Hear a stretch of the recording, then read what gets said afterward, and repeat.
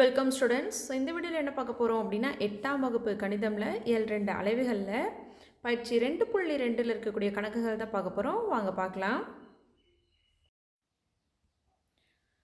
So 7வது கேள்வி, கீழே கொடுக்கப்பட்டுள்ள ஒழுங்கற்ற பலகோண வடிவ நிலங்களின் பரப்பளவை காண்க அப்படின்னு கொடுத்துருக்காங்க. ஸோ ஒரு ஒழுங்கற்ற பலகோண வடிவத்தில் என்ன இருக்குங்களா, ஒரு நிலம் இருக்குங்களா, இதோட பரப்பளவு என்ன அப்படின்னு கேட்குறாங்க. இது எந்த மாதிரி சம் அப்படின்னா, ஆல்ரெடி இதே மாதிரி எடுத்துக்காட்டு 2.11 சேம் இதே மாதிரி தான் கொடுத்துருப்பாங்க.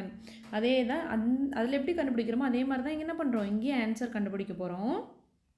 அதில் என்ன இருக்குது பாருங்கள். ஸோ ஃபஸ்ட்டு ஒன்று என்ன இருக்குது அப்படின்னா ஒரு முக்கோணம், ரெண்டாவது வடிவமும் ஒரு முக்கோணம், மூணாவதும் ஒரு முக்கோணம், அஞ்சாவது எப்படி இருக்குது அப்படின்னா ஒரு சரிவகமாக இருக்குது, நாலாவது ஒரு முக்கோணங்களா.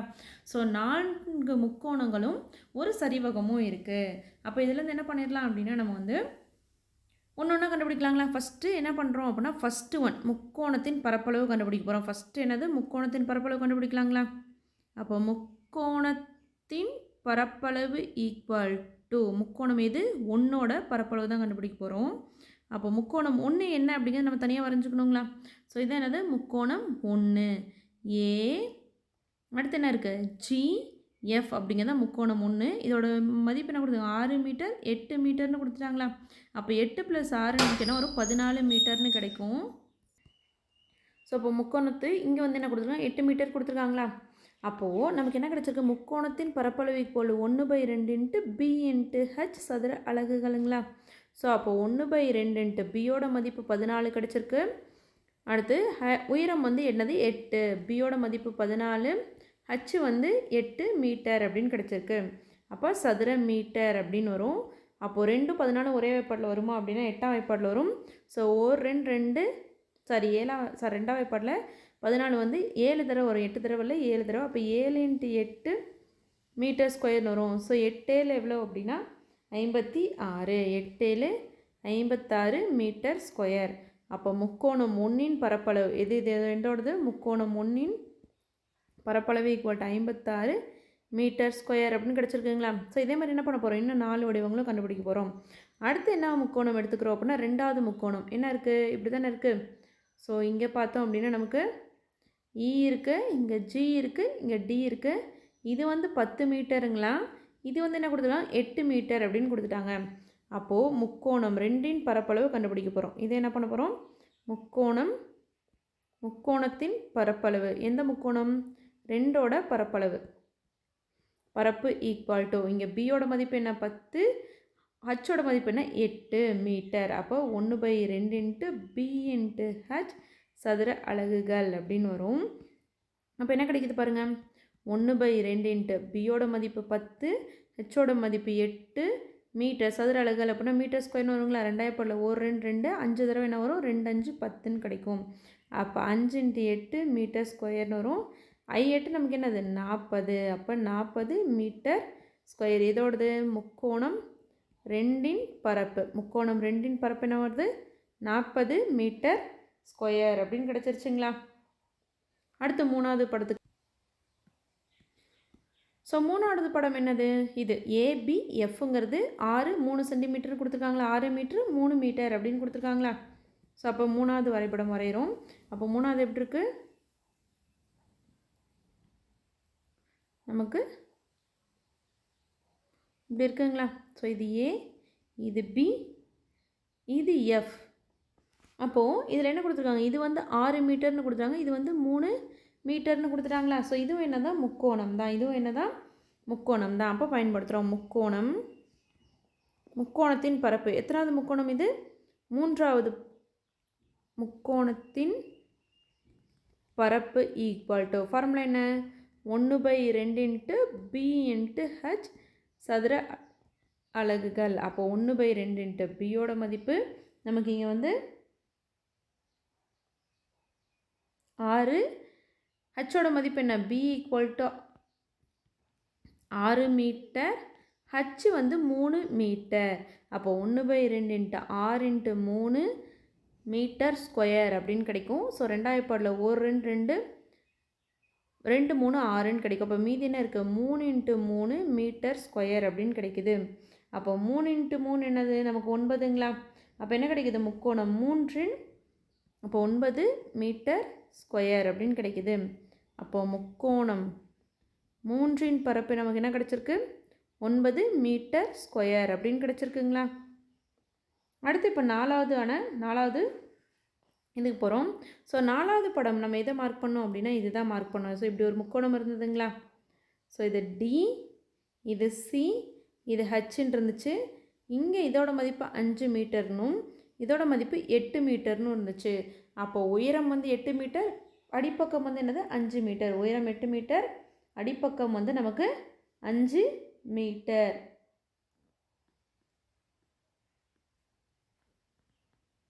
இப்போ இது ஃபார்முலாவில் போடலாங்களா? அப்போ முக்கோணம்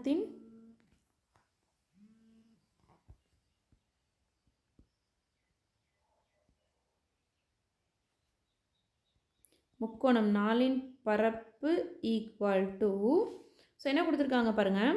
இங்கே வந்து முக்கோணத்தின் பரப்பு 1/2 பி இன்ட்டு ஹச் சதுர அலகுகளுங்களா?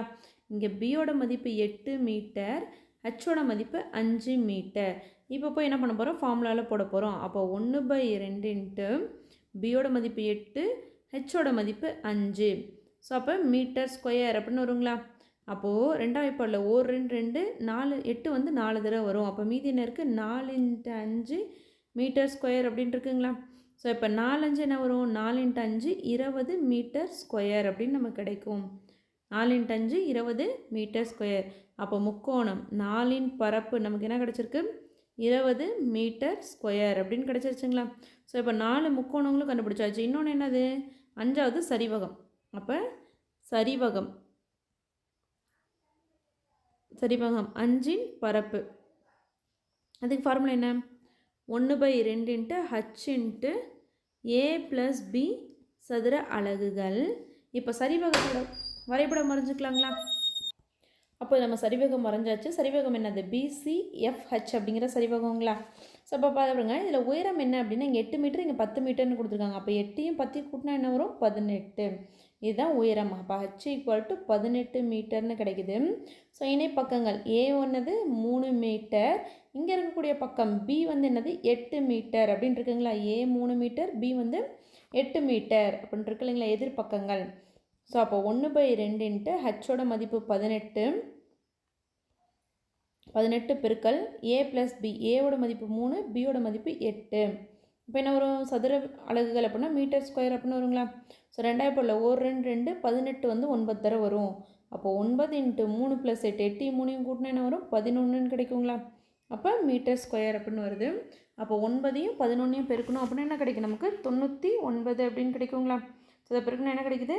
99. அப்போ 99 மீட்டர் ஸ்கொயர். அப்போ சரிவகம் எது? 5வது, அதோட பரப்பு எவ்வளோ கிடைக்குது? 99 மீட்டர் ஸ்கொயர் அப்படின்னு கிடச்சிருச்சுங்களா? இப்போ என்ன கண்டுபிடிக்கணும் அப்படின்னா ஒழுங்கற்ற பகுதியின் பரப்பளவு கண்டுபிடிக்கணும். என்ன கண்டுபிடிக்கணும்? ஸோ அந்த ஒழுங்கற்ற